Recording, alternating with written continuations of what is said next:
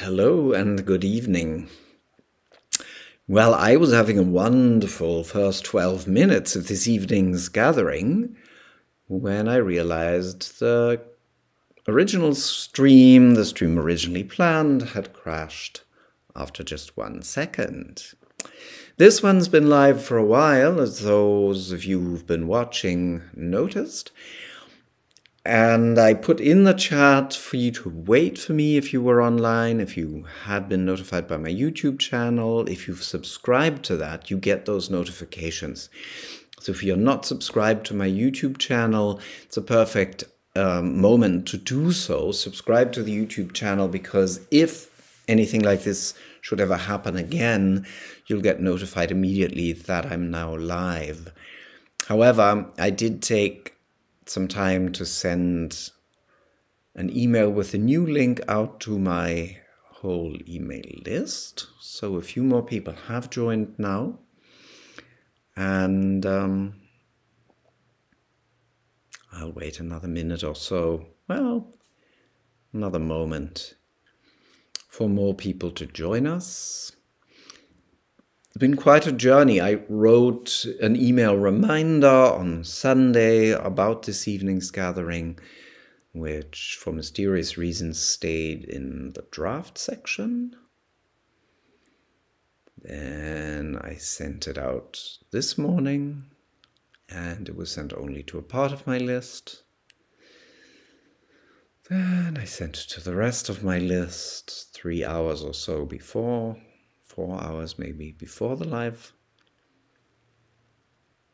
session, and then it crashed.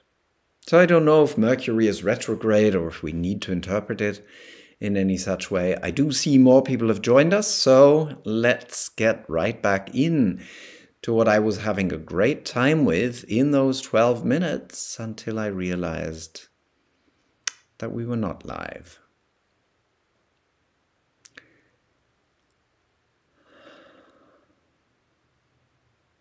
I said, we have started onto a new journey this month in the online study circle and outside the online study circle.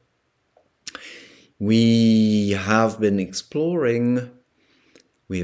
exploring the depths. This course called The Life We Miss looks at the flavors of aliveness. It'll take me a minute to get back into the flow, because I swear in those 12 minutes that nobody could see, I was just flying along. I was just in the flow of delight, explaining why I love the depths and what they are to me. So this evening I was calling the depths flavors of aliveness, qualities of aliveness, I've called them in past references. And for most people who know the concept of the depths in Shinjitsu, the depths ring of categories of things to do and things to work with and things to work on, etc., etc. And for many people also, the 6 depths that we talk about, the 6 different qualities symbolized in this image right here, those 6 qualities, or 5 of the 6, correlate to what Mary Burmeister called attitudes. So a lot of people, when they think about the depths, think of, well, first depth is worry, and second depth is sadness, and third depth is anger, and so forth. Which I've always thought is kind of a pity, because it looks at one tiny, tiny little aspect and only at the disharmony of the depths. And behind the title, The Life We Miss, lies the claim that when we fully understand the depths, they are those 6 depths that you saw symbolized are flavorings, colorings, certain tunings of the one aliveness that they all unite into, to use Mary Burmeister's words. Mary Burmeister says that all these qualities of aliveness are within the one aliveness. These are my words, not hers, but it is a concept that she expressed. And in one of her textbooks, on page 55 in her textbook 2, she does say that all depths ultimately unite, all 6 depths ultimately unite into the 7th, the light from which all depths are.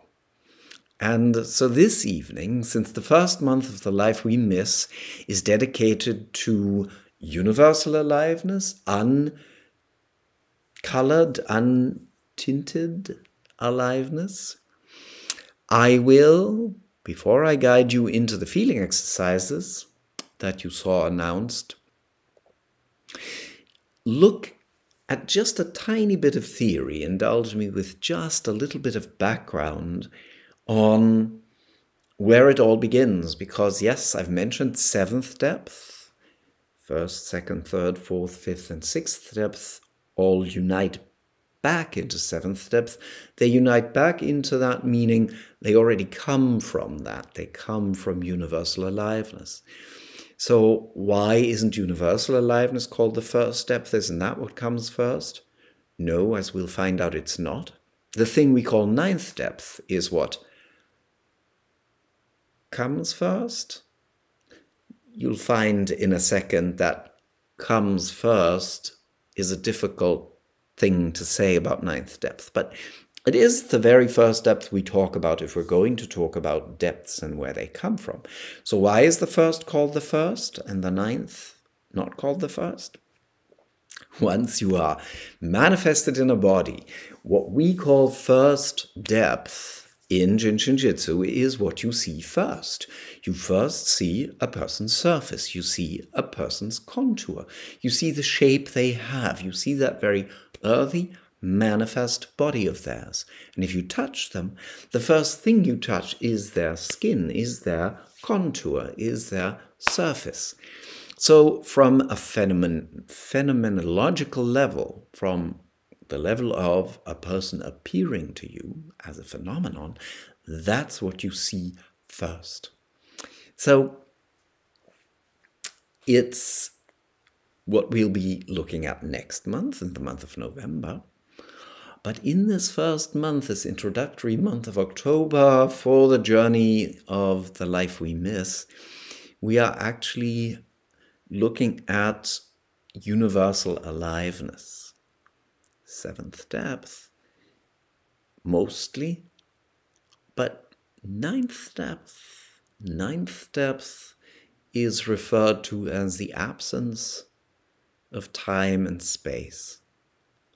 It's sometimes called the void or the emptiness, but void or vacuity makes us think of empty space, and I just said 9th depth, the absence of time and space. Now, the point in talking about 9th depth here in this context is that you can get a sense of the part of you that is not bound by time and space, that is not concerned by time passing, and in a moment I will have you feel into that dimension which, while it is not at all useful to speculate about it and say a lot of things about 9th depth, it is something that you can make sense of in that wonderful double sense of the word in English. When something makes sense, we generally think of, oh, I can understand, I can put it in a mental system and make sense of it. But if you know my work at all, you know I'm always giving you sensing and feeling exercises so that you get a sense. And when I say I get a sense in English, that already refers to something that I'm not capturing with my 5 senses or with my mind, but I get a sense means I sort of pre-feel, sense, I divine that there is something there. It's pretty intangible. It's hard to put your hands on, but there's something there. There's something there. So take a moment and just sit there.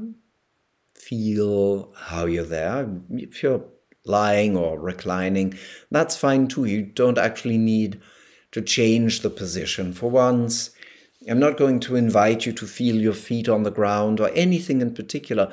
Whatever the position, whatever the situation, just be there. And take a moment to take stock of how you're there, how you're mentally there.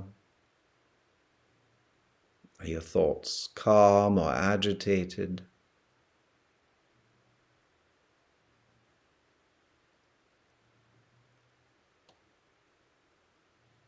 How you're physically there? Are you resting?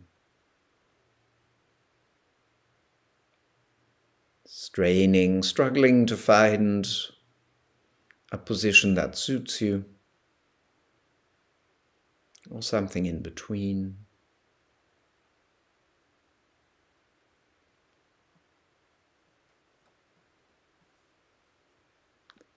And how are you there emotionally? How are you emotionally present? Just observe it. Get a sense, rather than a label, of how you are there right now and what is there right now. Just get a sense of it, a taste of it, a flavor of it, and stay in that perception. You're not writing an essay on how you're feeling, you're just feeling how you're feeling.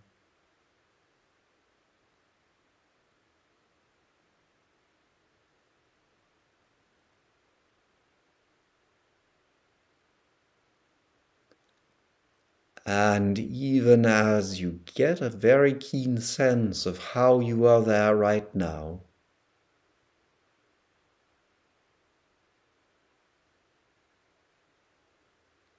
and a keen sense of what is there right now,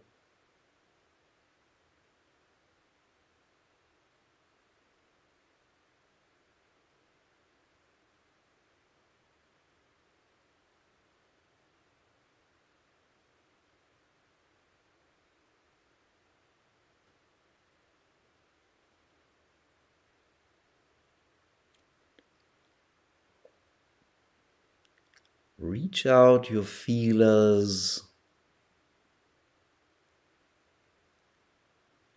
to see if you can get a sense of the dimension that is not concerned with time and space.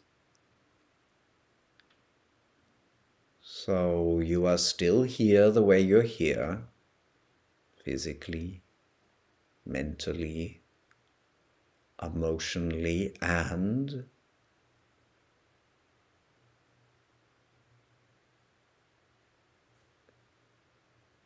can you get a sense of the part of you that is not concerned by all that? And if and when you do, what is the effect of that on your state of being?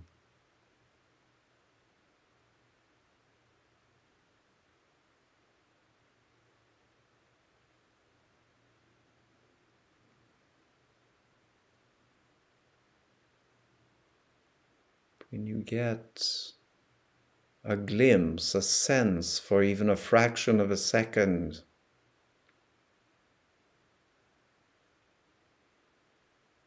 of that which is not bound by time, not bound by space,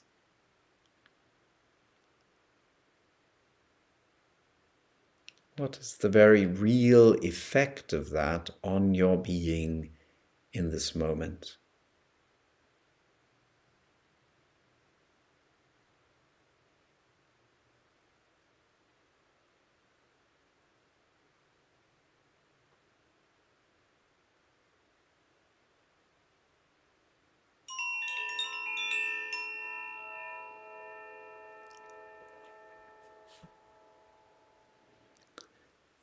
this very simple feeling out for the part of you that is not concerned about, concerned by, and bound by time and space makes a very real difference at any moment of your life, and particularly makes a very real difference when you are practicing on others or on yourself.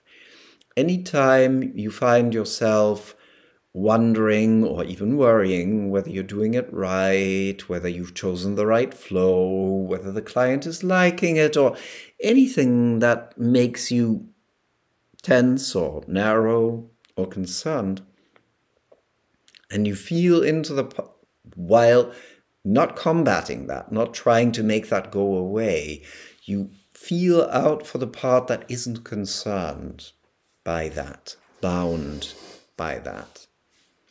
You will find it makes a huge difference, and your client will feel it. So once again, do not conceptualize ninth depth, yet acknowledge the simple fact that as long as your mind isn't trying to make it a concept, feeling out for it, feeling out for that completely placid, calm, spacious sense is a very real possibility that you and I have. So from ninth depth, that vast field, that vast empty field, and all words fail. Even the word field speaks to our human minds of expansion and extension, and that can't be in ninth depth. But something is there. You're alive now, you have a body now, there is a universe. Where does it all come from? This is where eighth depth comes in. There's the absence of time and space, and boom, there's a beginning of something. Eighth depth in Jin Shin Jitsu is called the dot, or the point of origin, the dot. And we speak about eighth depth for one reason and one reason only, and that is now you can feel an aliveness. Feel again into how you are there right now, physically, mentally, still thinking happening, emotionally, still some feelings happening. And as you feel your physical beingness in the moment, your mental existence in the moment, your emotional suchness in the moment, feel the buzz, the alive buzz that is common to all those states of being. Feel the buzz behind your mental state. Feel the buzz behind your physical existence. Feel the buzz behind your emotional state. Ooh, that's very, very different from that still vastness of the ninth depth. This is that underground, ever-present, buzzing aliveness.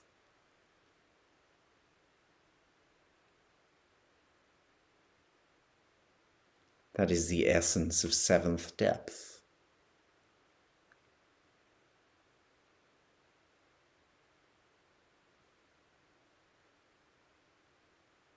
Where did that come from? Oh, I don't know. When I'm feeling, when I'm listening, when you are feeling, when you are listening into that buzzing aliveness, which is something so delicious and helpful and meaningful when you are not liking what's there right now. So when you are not liking the way you are thinking, feeling, or physically being, and you can manage to let your perception go to and stay with the buzzing aliveness that it all is, something finds relief immediately already. Something finds relief immediately already.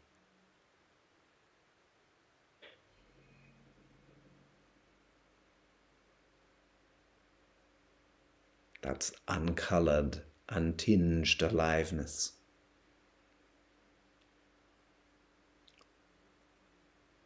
Where did it come from?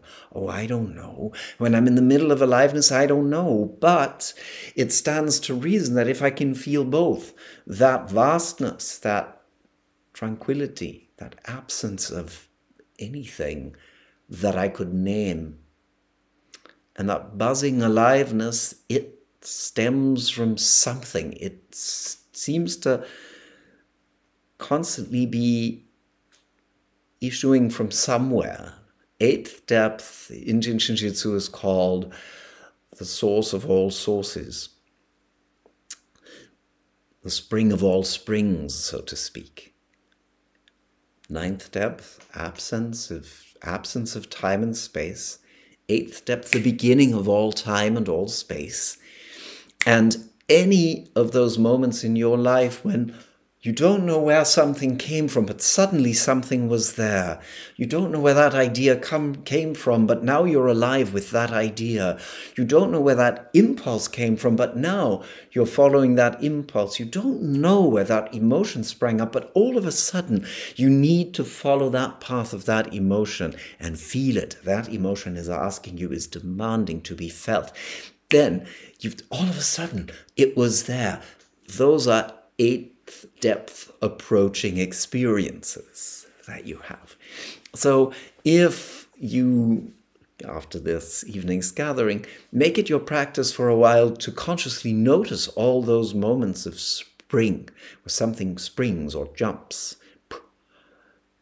that is a sense of what eighth depth might be about and why we talk about it. But don't, please do not turn eighth depth into a thing or an entity, much less ninth depth. Do not, start imagining that eighth depth is something in particular and wants something in particular. Eighth depth is just and then all of a sudden there's something. So there you go. Ninth, eighth, seventh, this is what the six depths spring from, that buzz of aliveness that everything you'll ever experience has in common. That buzz of aliveness called seventh depth is colorless. If we want to symbolize it, it would be white light. It's colorless aliveness, aliveness that has not yet taken on a specific flavor, a specific tint. But when it does, when universal aliveness, that in itself already, when you can't feel it, you miss it, because something inside of you deeply knows you are here not to feel like, life is something we need to get on with, to get it over with, and then hopefully not have to come back here. You want to feel, there's a world, there's a life, there is an aliveness. That sense is the first thing you always want to have present. You'd miss it if you didn't feel that. And then come the six particular flavors of aliveness that we all remember, that we all know, We know life is supposed to feel like this, and supposed to feel like this, and is supposed to feel like this, and is supposed to feel like this, and is supposed to feel like this, and it does when I'm fully alive, and when it doesn't, I miss each of those flavors. That's where that journey is going. That's where that journey is taking us. Just like this evening, we started making sense in the multiple layers of meaning that I explained earlier that expression has, of universal aliveness. We got a sense of what that is. We got a sense of the difference it makes. We are going to, and we got some level of understanding, we are going to make sense in all of those ways of the six colorings and flavorings that aliveness takes on in this human existence of ours, the contours we have. and the skin surface, what gets under my skin, what I am inwardly alive with, how I seek and find paths, how I feel when I'm just standing there as who I am, and what I am present to when I'm absolutely in my core and in my core aliveness. So this will be evolving over 7 months. And this first month, you can join this course at any time, but this first month is an essential foundation for all of the work of this course.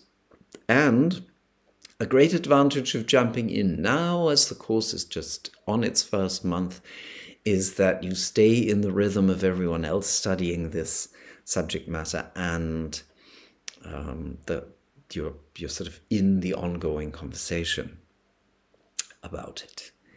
So I said that before the monthly Q&A, I'll outline where this 7-month journey will take us. I've just done that. I also want to mention how the structure of the online study circle is going to change. For some years now, I have had a monthly online study circle with a new episode coming out each month, and that is still happening for these 7 months of the life we miss. The last of those months is April 2024. That's the last month. And after that, the online study circle will end as a monthly format. No new memberships are currently being offered, and some of you joined just before the Life We Miss started. Those of you who also want to join on a monthly basis, well, there is that option of getting the course in 7 monthly payments. So you can stagger payments that way, and however, you will have lifetime access to the course as a result of that. Those who are currently members in the online study circle, paying their old monthly fees, will be offered the lifetime access to the Life We Miss afterwards. And what those of you who are on my email list have also heard is that I have now, for a limited time only, this offer will be available through November 5th only. The offer to get 28-day access to the Life We Miss. The first chapter is currently online, live, and the second chapter, where we go into first depth, will be coming on November 3rd. It's always the first Friday of the month that a new episode goes live. So, if you are interested in everything you've heard me say about the depths and about the approach here, if you have already looked at the free preview videos that anyone can check out on my webpage, and I've linked it on Facebook and other places. If you're curious about that, but not quite ready to commit to 7 months or to commit to the full course, etc., and not sure that you want to invest in the full course, you can get a 28-day peek into what we're doing. You can savor both the first and the second chapter, 28 days from today or whenever you join. And you'll have time to really feel how this work changes. Your body changes, your understanding changes, your way of being. If after those 28 days you say, interesting, but that'll do it for me, then it doesn't turn into a subscription. There's no strings attached, no risk of any kind. However, if you do decide you do want to purchase the full course, then the 75 euros you've paid for your 28-day access will be fully deducted from the membership fees. So I can promise you that it's 75 euros well spent just on this first chapter, this first month of October, with all its practical exercises that help you feel and savor universal aliveness, as well as information on the depths and an overview of each of the 6 following depths and so on and so forth. So even for just the information and the feeling exercises in there, it's very well worth it. So you can find out all about that. And later in the show notes, I will link to that offer, which, as I said, is available only through November 5th. And now we start into the evening's Q&A. First, I have feedback from Nancy, who says, "Thank you, Matthias, for teaching the life we Thank you, Matthias, for the teaching in the Life We Miss course. I especially enjoy the feeling exercises, the senses. This morning, when looking out a window and letting the gaze go vague," that's part of one of the feeling exercises / meditations that are in the course, for those of you who don't know. "This morning, when looking out a window and letting the gaze go vague, I sensed a rhythmic pulsing. Detaching from naming the experience needs more practice, so I will continue to observe. I've been enjoying the new version of the main central flow. I wait until I've done 3 conscious breaths before moving on to the next location. Watching the video, I see that you place only a few fingertips of right hand on the top of the head, and also a few fingertips of the left hand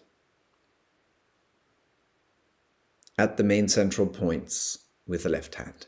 This way is much easier than fitting a hand width at the points. I would like to know how this works, why only a little contact is used." Well, actually, Nancy, Mary Burmeister stipulates in Self-Help Book 1 that we can use one finger, several fingers, or the whole hand as we find comfortable. And that's all there is to it. That's literally all there is to it. Sometimes I feel I want to do this. But since in the particular application that you are referring to, this application I give in the first chapter of The Life We Miss, I am inviting you to spend very, very little time on each of those steps while being extremely alert with your perception. That I find is more easily accomplished if I just have fingertips, like those curious little beasts that they are, those wonderful little dogs or whatever your favorite sniffing animal is, flaring. So that was the reason in that particular context. But in general, in self-help, you can do any version you like. And Mary emphasizes that in her Self-Help Book 1. So that's that. And then Nancy continues, "A website question. Below every offering in this course is a blue add button. What is it for?" So I didn't know. I looked it up. And it's in the online study circle. It's not in the Life We Miss version. Those who purchased lifetime access to the Life We Miss access the very same videos in a different container. And there the buttons aren't blue, they are orange, and it says add comment. So the add button, Nancy, that you saw is below the little frame left open for a comment. And in that frame, it actually says comment. So comment, add. But since I read your question and looked up the context, I actually went in and changed it to where the button now reads add comment. All right? That's what that was. Next person to write in is Taj. who says, hello, Matthias, regarding the Life We Miss course, I love doing a course in real time for the forced discipline of spending a whole month on a topic and with your feeling exercises. And thank you, Taj, for pointing that out. That was indeed the idea behind the monthly online study circle. The idea that people would spend a month on the topic. That's not necessarily the use that everybody decided to make of the course.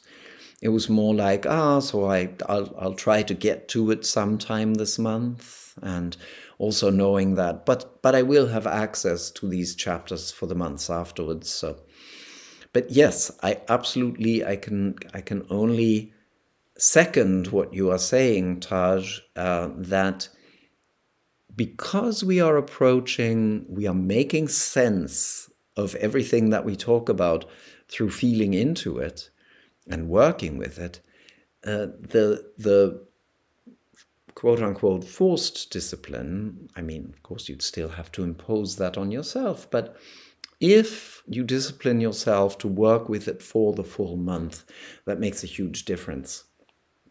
That was indeed the intention behind it.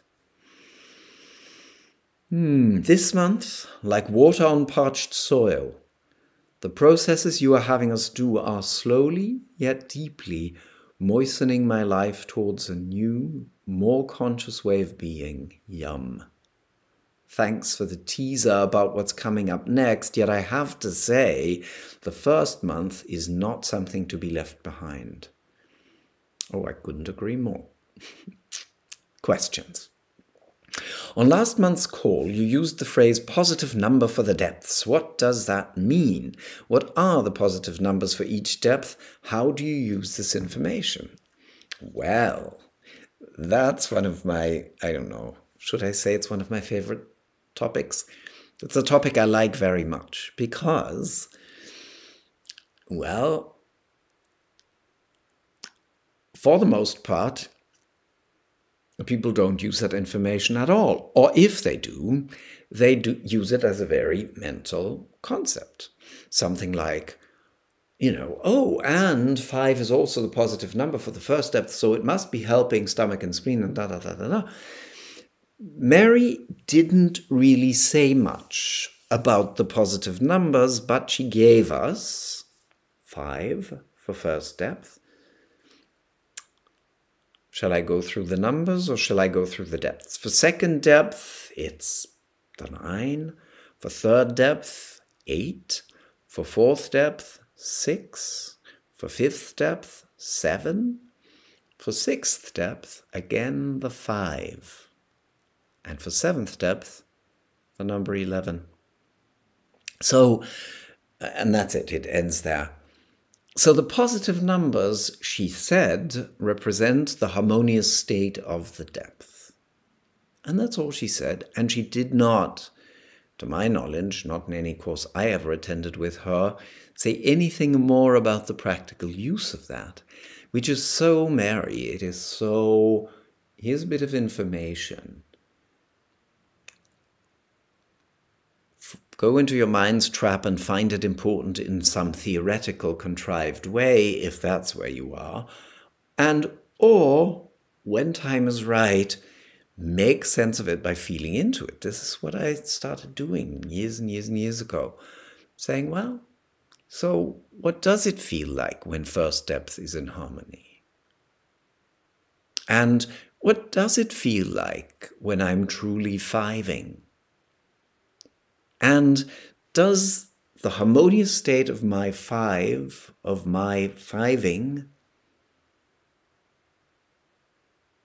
when that is present, does it then make sense that being a 5, not in some theoretical sense, not in some numerological abstract sense, but in the very real sense of having open 5s down there at the inside of the ankle where number 5 lives, and feeling my body and my being open up like a flower does to the sun when 5 is open, does it feel like, yeah, indeed, that is the essence, the harmonious essence of what it means to be fully embodied, first depth, earth, fully embodied as a human being.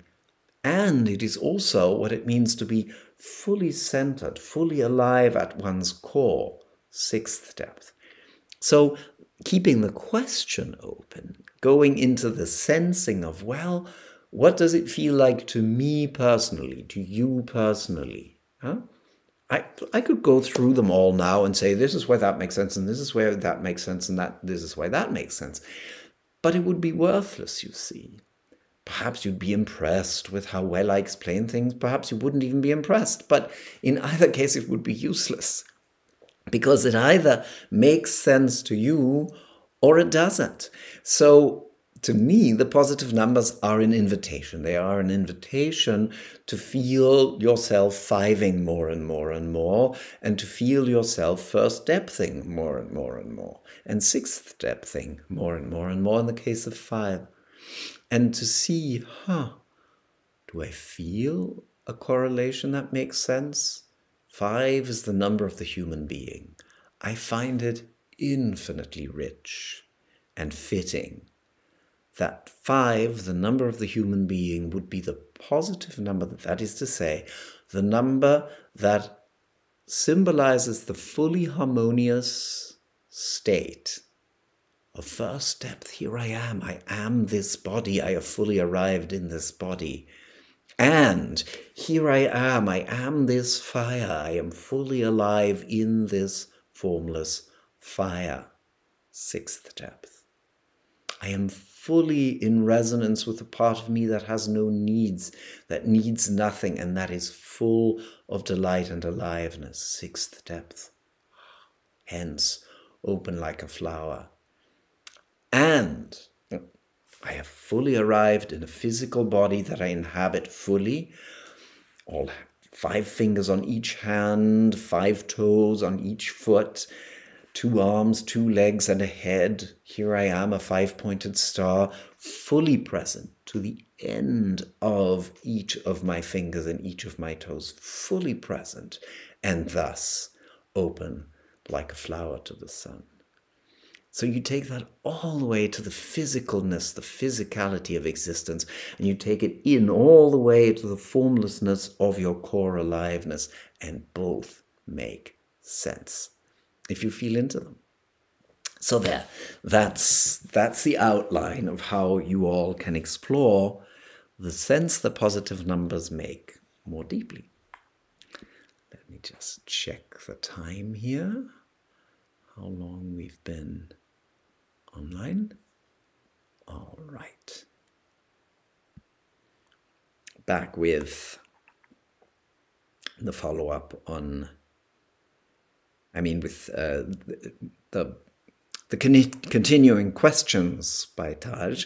Mary's contributions, that's the title of the second teaching video in this month. In the book A Touch of Healing by Alice Burmeister, I'm adding this, which lists you as a contributor. Each depth is described with 15 metaphoric references, pages 28 to 41, presumably to help the student grasp a feeling for the personality of a depth. You mentioned in the Taurus Q&A of May 2022 that Jiro Murai didn't include astrology in his Jinshinjutsu. And in this course, depths is something he brought out with Mary, but not with Kato. What is pure Jiro Murai? 26 safety energy locks, organ function energy flows. All right, so I believe that in both cases I said that Haruki Kato did not hear Jiro Murai comment on astrology and numerology or any of these things. And that we cannot know for sure to what extent he included all of those things in his discussions with Mary Burmeister. I have no knowledge of Jiro Murai including astrology at all. It may well be Paul Foster Case and Manly Hall, whom Mary studied for many of those references. But again, when she gave us zodiac signs, planets, etc., she said, so those of you who know more about this can study that more deeply. That's it.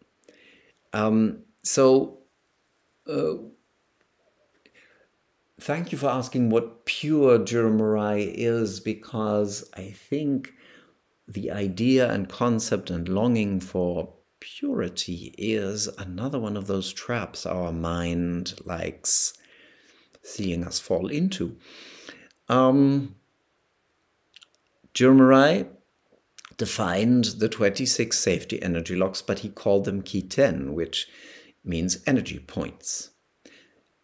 Understanding them as safety energy locks, calling them safety energy locks, and describing them as such is Mary's work. Jiro Murai described what he felt as energy circulation in his body, hence the descriptions of the main central flow, the left and right supervisory flows, the left and right mediator flows, the 12 organ function energy flows, and a certain number of special body flows described in Mary Burmeister's and Haruki Kato's books. All of those follow the descriptions that Jiro Murai made of them as corresponding to his own experiences during fasting and meditation. However, he did give a series of Kojiki lectures. Kojiki, the book from 712 of our era, that is a cosmogony, that is a history of the creation of the world. It's a mythology. And Jiro Murai read it and interpreted it in part as a story of the creation of the human body from formless energy. So there is that. There is Mary telling us that Jiro Murai was very interested in numbers without giving us any further details.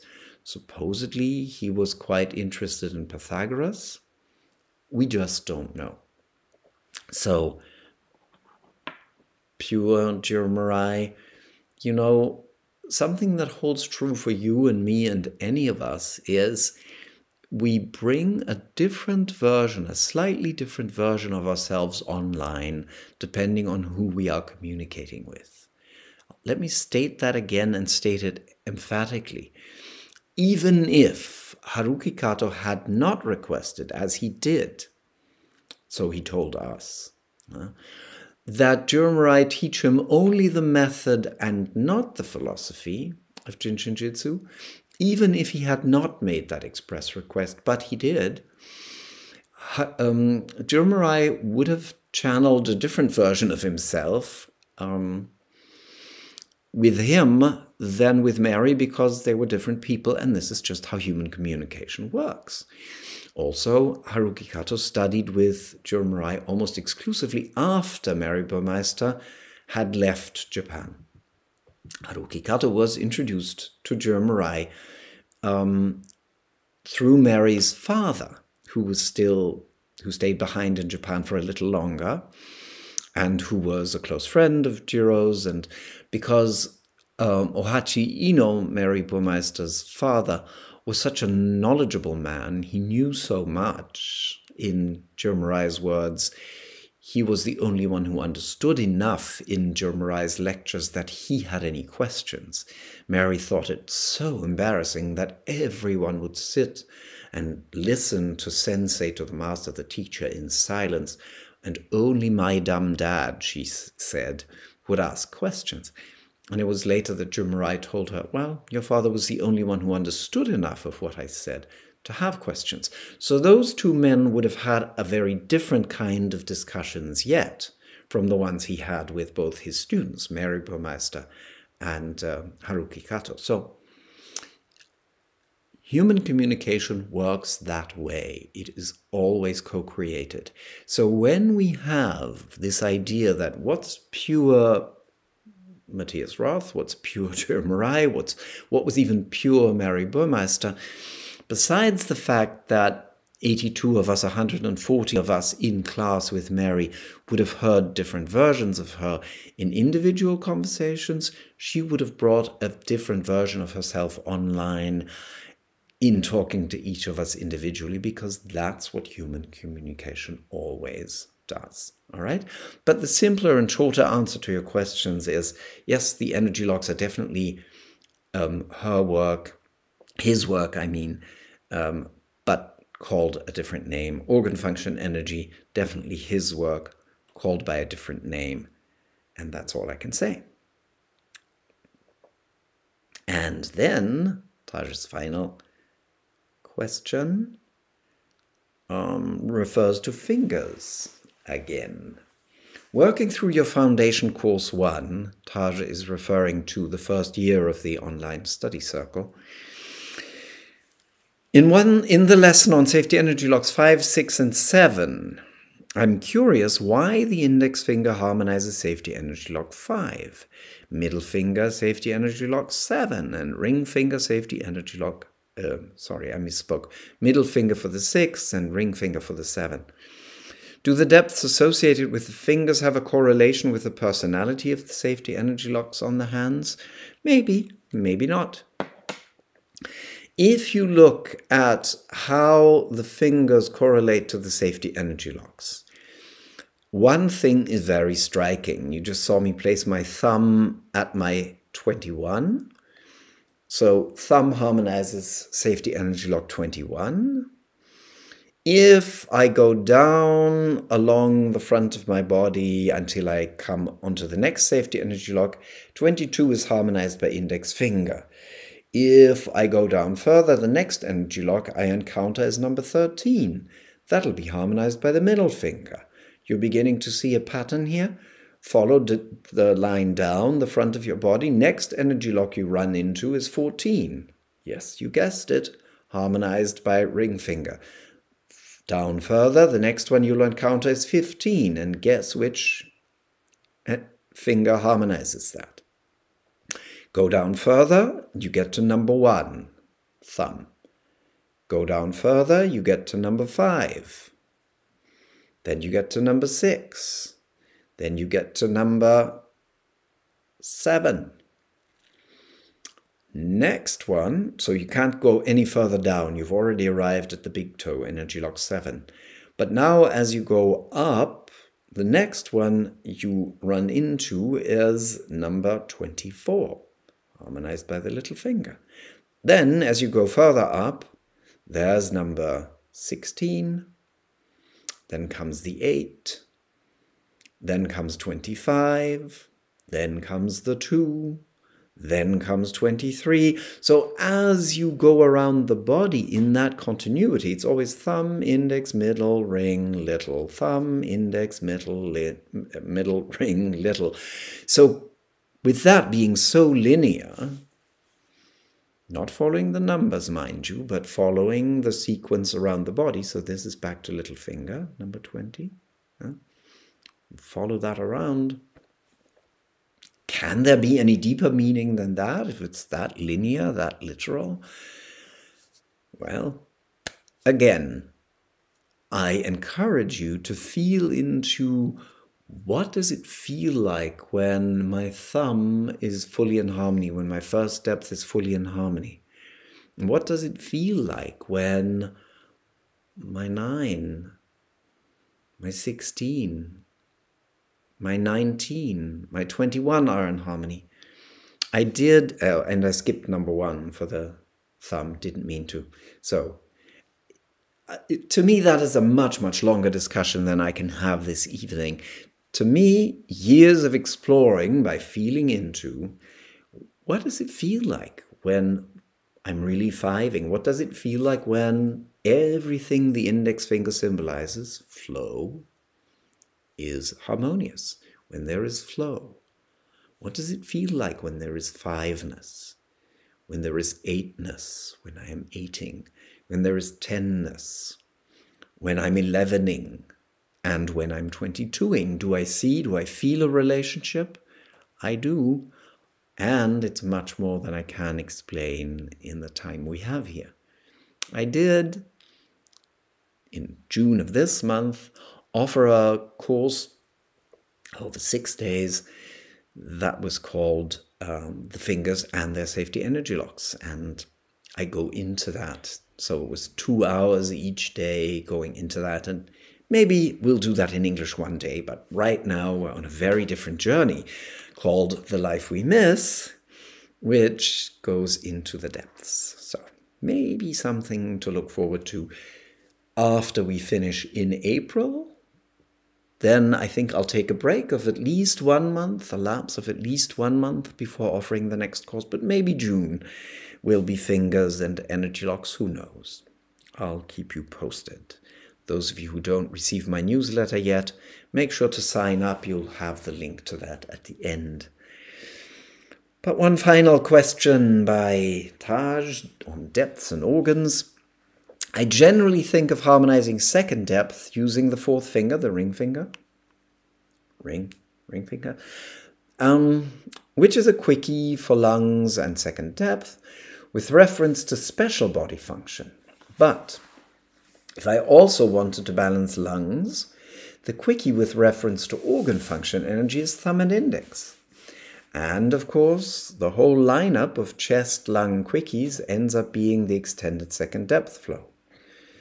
And then there is the anatomy that lungs are in the bust line, which might point to holding the first digit of those fingers.